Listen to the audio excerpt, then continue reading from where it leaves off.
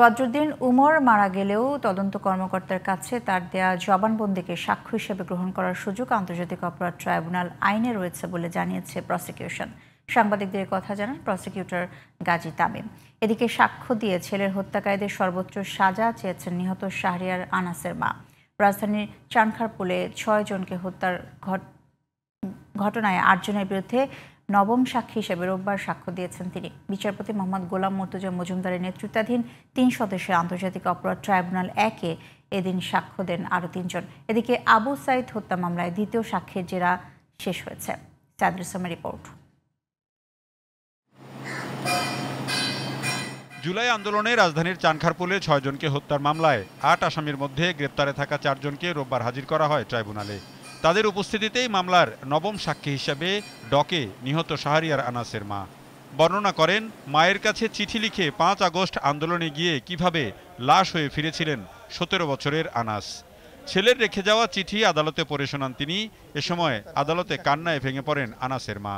উনি সাবেক প্রধানমন্ত্রী, সাবেক স্বরাষ্ট্রমন্ত্রী, সাবেক সেতুমন্ত্রী ওবায়দুল কাদের, সাবেক আইজিপি এবং তৎকালীন এখানে পুলিশের যারা কর্মরত ছিলেন, ডিএমপি কমিশনার, উপকমিশনার, সেখানকার একজন ইন্সপেক্টর এবং ৩ জন যারা সরাসরি গুলি করেছে কনস্টেবল, তাদের নাম উনি উল্লেখ করেছেন। ট্রাইব্যুনালের কাছে উনি ওনার সন্তান সহ যাদেরকে নির্বিচারে এই আন্দোলনে হত্যা করা হয়েছে সকলের জন্য বিচার চেয়েছেন এবং আসামিদের ফাঁসি চেয়েছেন।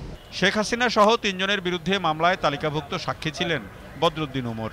তার মৃত্যুতে মামলার বিচারে কোনো প্রভাব পড়বে কিনা প্রসিকিউশনের কাছে এমন প্রশ্ন ছিল সাংবাদিকদের।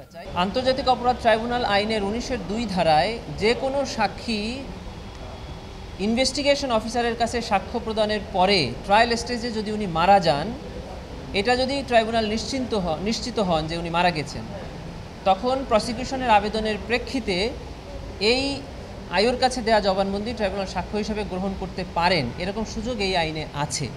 কিন্তু প্রসিকিউশন এখনও সিদ্ধান্ত নেয়নি যে আদৌ ওনার সাক্ষ্য এইভাবে ট্রাইব্যুনালে উপস্থাপন করবেন কিনা। এদিকে বিচারপতি নজরুল ইসলাম চৌধুরীর নেতৃত্বাধীন আন্তর্জাতিক অপরাধ ট্রাইব্যুনাল ২-এ রংপুরের আবু সাইদ হত্যা মামলায় দ্বিতীয় দিনে সাক্ষ্য দিয়েছেন তৃতীয় সাক্ষী আবু সাইদের পোস্টমর্টেম রিপোর্ট দেয়া চিকিৎসক।